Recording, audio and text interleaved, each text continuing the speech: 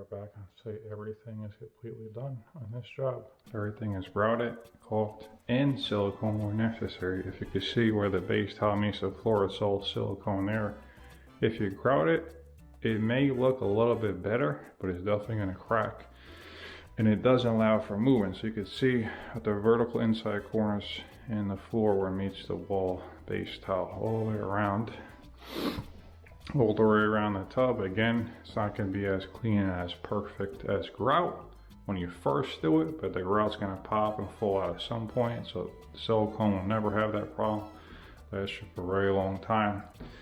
Same thing around the niches where the marble is, the back I grouted it. Same thing over here. Shelves all silicone here and here, all the way through every shelf there. The inside corners, top to bottom. Again, it doesn't look perfect with the silicone. It's hard to get it perfect when you got a wavy tile and you're trying to tool the joint. You're never gonna get it perfect there. But again, if you grout it, it's gonna lock the tile assembly in. It's not gonna allow for movement. You could have cracked tiles because of it, or in a major case, but in some cases it'll just crack right on the line there. And it would just basically just fall out. You get a hairline crack and eventually the grout would just completely all come out. That's how she looks when it's all said and done. I use color matching acrylic caulk for the top there, all the way around where it meets the drywall. That way, when the client goes to paint or the painter does it, who's ever doing this project, it'll be able to be painted if they need to get that tight to it. If you use silicone up there, you can't paint silicone, so you'll never be able to paint that. So that will give you an issue. So this job is completely done as far as I'm concerned.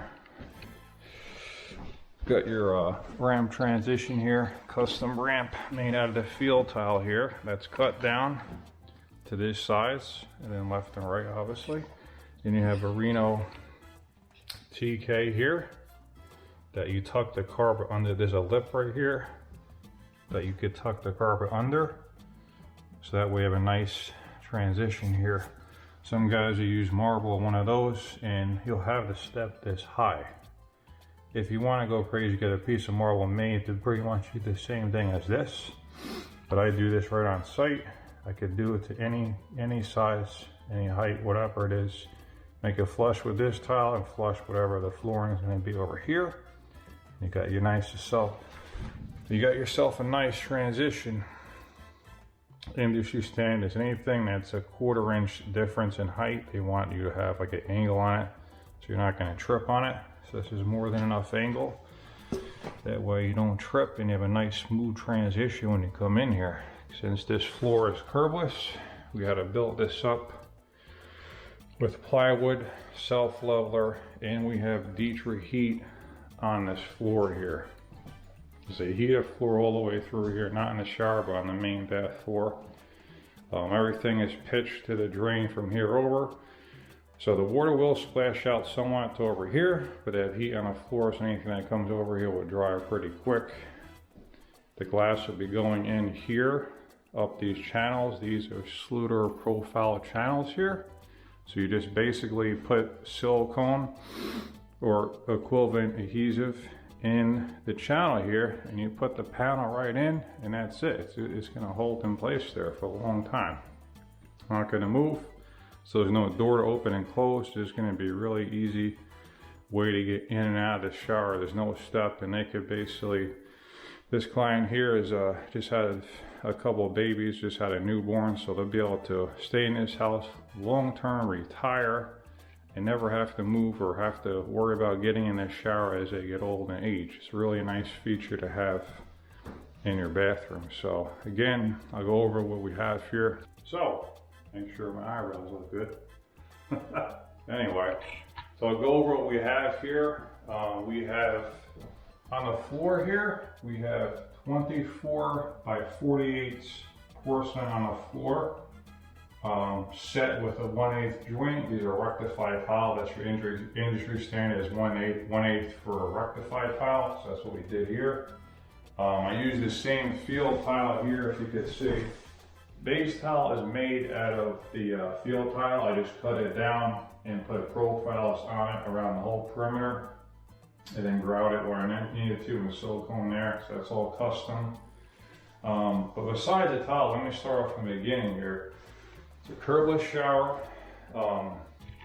Basically, I have a 3/4 subfloor.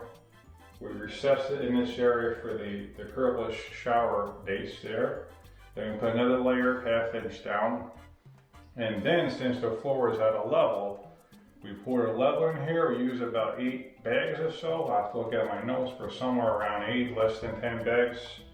On the whole floor, we got it pretty much dead level. And then we set a D3 heat membrane, which is about 5/16 thick. Ran the heat cable in here, came up this wall right here. The thermostat comes out over here, so touch screen, all real nice stuff there. Then we have, for the waterproofing, again, it's all Sluter products here. We have Curdy board on the walls, all their sheet membrane and bang to waterproof everything in. Sluter drain, again, everything Sluter for the waterproofing, Sluter profiles, and before we did any tile in here, we did a flood test to make sure that there was no leaks. You always want to do that on every job because it's a lot easier to fix a leak before all this is in. Imagine this is all in right now and there's a major leak coming through this and we have to rip all this out to redo. So you're always best doing a flood test. Right when the waterproofing is done, everything is cured, ready to go. Flood test it there, let it sit for about a day or so. Anywhere from 12 to 24 hours. As long as you don't have any leaks, it stays on the line that you mark on the wall. Should be good to go.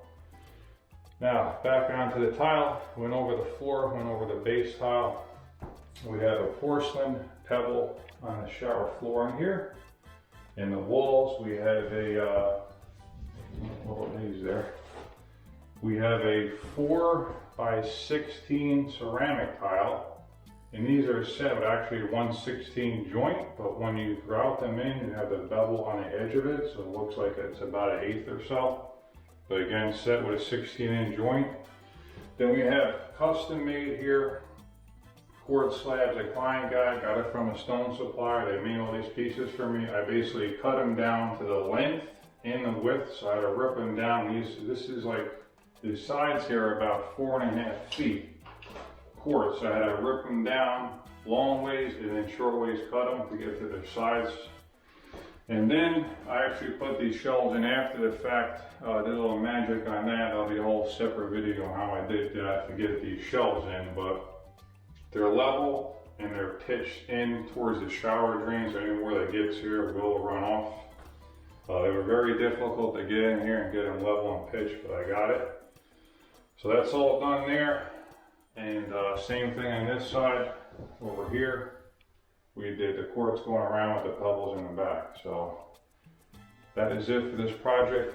Again, Sluter glass profiles here going on the wall. Down is all set in mortar, so it will never move. And you got your Sluter drain here. This is black matte finish to it. The client originally got a tileable drain grate, which is, it's a nice feature, but I would never ever do it in a curbless shower because you got to think about that. The only way the water is getting out of this area is this drain, and if you do a tile base, all you have is around the perimeter for your drain, for your water to go down the drain. It's like a slit, and that's not enough for the water to get out, especially in a curbless shower. If this water starts backing up at the drain, you got a problem. So you really want to get the water down the drain and get it down there as fast as you can. Making sure your perimeter as level as you can and as much pitch as you can down towards the drain. You should be fine. So that is that.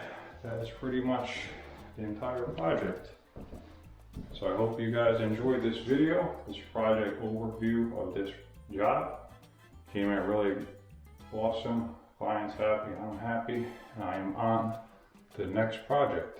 Thanks for tuning in, and I'll see you on the next video. Donnie D signing off.